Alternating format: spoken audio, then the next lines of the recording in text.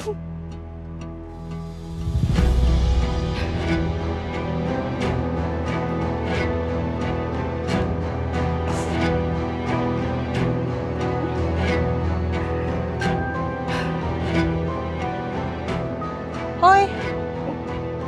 Ano to, ha?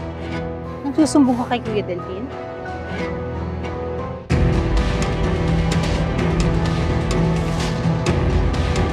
Bilib din naman ako sa'yo eh. Nasa hukay na yung kuya ko, problema mo pa rin yung dinadala mo sa kanya. Becca, pwede ba? Tantanan mo na ako. Kahit patay na si Delphine, asawa niya pa rin ako. Eh, peke naman yung pamilya nyo eh. Dahil hindi naman anak ni kuya yung si Celine at saka si Carrie. Tas ano ngayon, nandito ka ngawa ka kasi yung panganay mo, salot. Hindi salot si Celine.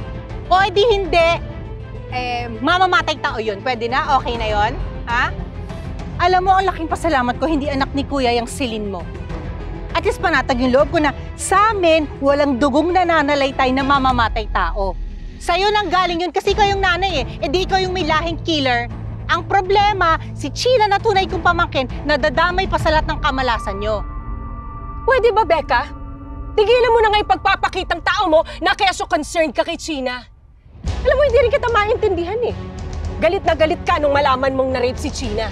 Pero pinagkanulo mo siya sa pera. Sa 5 milyon! Kahit anong tago talaga, lumalabas yung pagiging mukha mong pera. Sarili mong dugo, tinraidor mo. Tao ka ba talaga? Walang hiya ka! Walang hiya ka! Aray ka!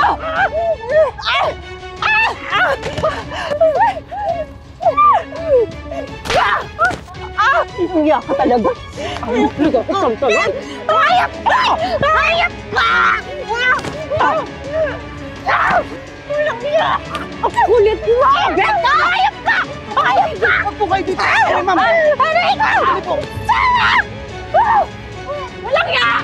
Hayop! Hayop ka!